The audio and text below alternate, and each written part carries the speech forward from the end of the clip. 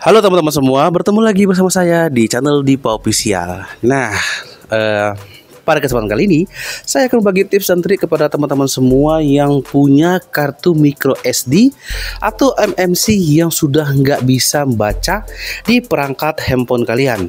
Nah, dengan catatan teman-teman, kejadiannya adalah tidak ada muncul ketika kalian colokkan ke perangkat atau ke handphone kalian, tidak ada muncul informasi bahwasannya kartu micro SD atau MMC tadi minta di format.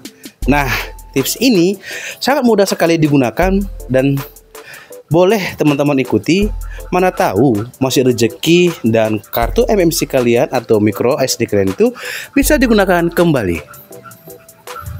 Baik, tips yang pertama teman-teman yaitu silahkan kalian cabut dulu dari perangkat handphone atau perangkat lainnya dan pastikan bahwasanya kondisi dari micro SD atau kartu MMC kalian itu bagus.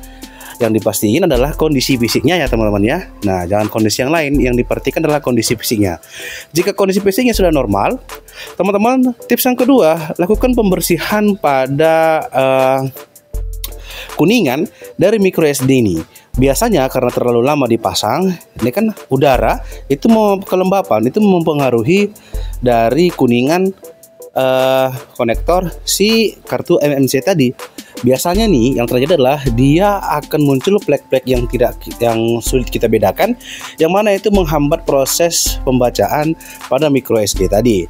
Makanya kita harus bersihkan dengan menggunakan kain halus dan menggunakan kalau ada kertas pasir yang halus.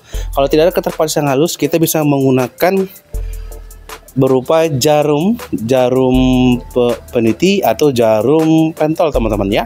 Itu nanti kita gesek-gesekkan, kita gosok di bagian kuningannya agar flek-flek yang ada di kuningan itu bisa hilang dan bisa kalian coba kembali. Setelah itu sudah berhasil kalian bersihkan, sudah tidak ada lagi menempel, maka silahkan coba ke perangkat atau ke handphone kalian kembali. Jika kartu memori ternyata membaca, sudah pasti itu memorinya bisa digunakan kembali. Namun jika sama saja, itu artinya kartu micro SD kalian harus diganti. Baik ya teman-teman, sekian dulu tips dari saya. Semoga ini bermanfaat.